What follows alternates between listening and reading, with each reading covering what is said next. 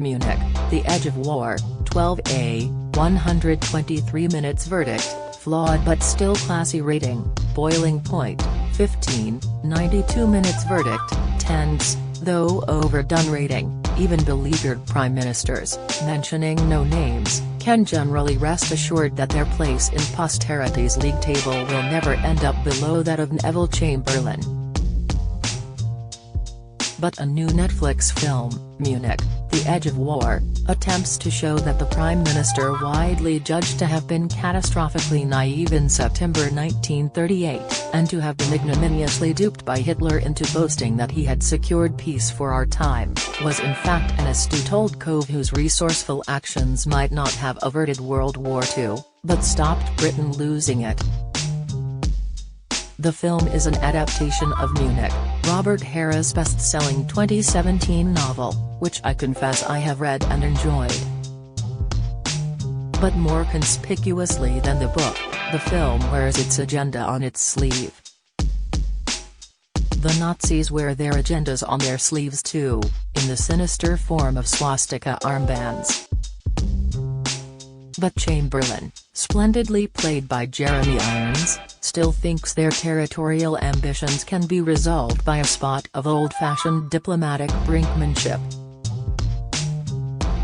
Good for him, is the film's message.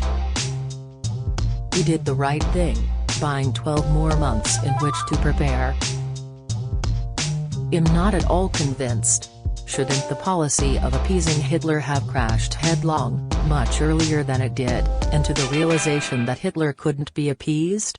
Still, once that rather basic note of dissent is removed from the equation, we are left with a decent political thriller, which threads a fictional story through actual events.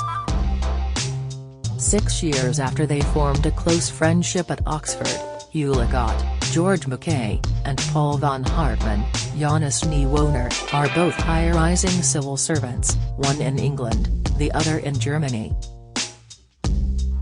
They have lost touch, but Leggott is now a secretary to the Prime Minister, who is about to travel to Munich to sign a peace agreement with Hitler, Ulrich Modis, Mussolini and the French leader Daladier.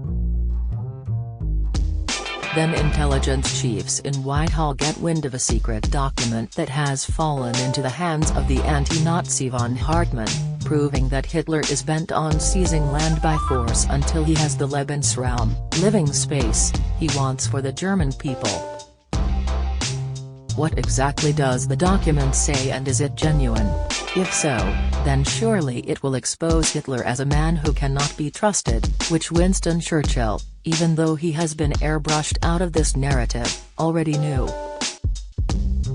Leggott joins the deputation so he can make contact with his old friend and get hold of the document, leading to a lot of urgent running around Munich late at night, with Mackay sporting the same worried expression that he carried through the Sam Mendes film 1917. The 1930s detail is exemplary. The script, by Ben Power, is intelligent, and German director Christian Schwochow keeps the tension simmering. Furthermore, the supporting cast includes a reassuring number of British actors of a certain age who seem to have period drama running through their veins, among them Alex Jennings, Nicholas Farrell, and Robert Bathurst. And Irons, to reiterate, is impeccable as Chamberlain, whether or not you approve of the halo under his Homburg. But the film also makes a few missteps. A scene in which von Hartmann gets a chance to assassinate Hitler, spoiler alert, he doesn't, feels like a manufactured attempt to elevate the tension rather than an organic part of the story. Also, the book's careful depiction of Leggott's unhappy marriage gets such a perfunctory nod that it should probably have been erased altogether, despite the welcome presence of Jessica Brown Findlay as the disgruntled wife. Oh, and Therese Nasty SS officer with a scar on his chin, the perfect physiognomies in this movie belong to the goodies. And yet, for all that, there are more reasons to watch than not. The same is just about so of Boiling Point, starring the always excellent Stephen Graham, so ubiquitous on our screens these days that it would come as no surprise to see him pop up reading the news, doing the weather forecast and presenting Gardener's World. He plays a talented but edgy chef, Andy, slicing and dicing his way to the end of his tether. Andy's personal life is a mess and he needs a cocktail of booze and drugs to get him through the service from hell, which begins with a lecture from a condescending hygiene inspector. To make the evening 10 times worse, his slimy former mentor, Jason Fleming, turns up wanting a debt repaid, with a well-known food critic in tow, while his trusted second-in-command Carly, Vinette Robinson, publicly roasts the nasty restaurant manager, Alice Feedham. Meanwhile, the customers include a racist bully, a bunch of obnoxious Instagram influencers, and a woman with a serious allergy whose needs, to put it in anything but a nutshell, are not met. Director and co-writer Philip Barantini turns the temperature up considerably by filming all this in a single take, so that we feel the stress too. It's a neat tactic, but the collision of all these kitchen nightmares is decidedly overdone. Still, it seems fair to anoint Boiling Point with 3 stars, a chef's holy grail if not a filmmaker's. Munich, The Edge of War is in select cinemas now and on Netflix from January 21st. Boiling Point is in cinemas and on digital download.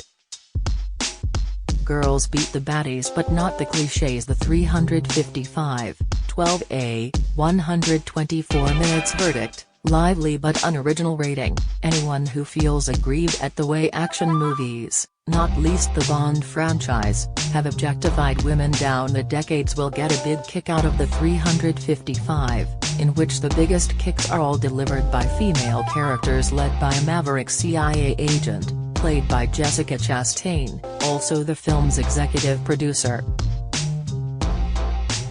Men, by contrast, are depicted either as gentle, stay-at-home types anxiously waiting for their womenfolk to return from saving the world, or as duplicitous, untrustworthy rotters. If Me Too were a film production company, it would be proud to have made the 355, its very title a reference to the code name of a female spy during the American Revolution. All of which is well and good. I'm all for women turning the tables in the movies, and Therese an awful lot of table turning in this one. Regrettably, the robust gender politics serve a preposterous plot, as yawningly unoriginal as in any of the pictures this film tries so hard to subvert. A fiendish piece of computer software has been devised which can wipe out the power grids of entire cities, make planes crash and hobble financial markets. If it falls into the wrong hands, notably those of an arch-rotter played by Jason Fleming, it's a busy week for him. See my review of Boiling Point. Left, then the world as we know it is a goner. The task of retrieving this devastating weapon falls to a, dare I say, sexy cabal of international spies played by Chastain, Diane Kruger, Lupita Nyong'o, and Fan Bingbing, with Penelope Cruz as the only one not tooled up with deadly combat skills, who sobs when the going gets too tough and who, it is absolutely no spoiler to reveal, will perforce execute the crucial shot. Director Simon Kinberg has made some of the X-Men films and knows how to choreograph energetic action. Some of the chase and fight scenes are terrific. But the 355 feels like a missed opportunity.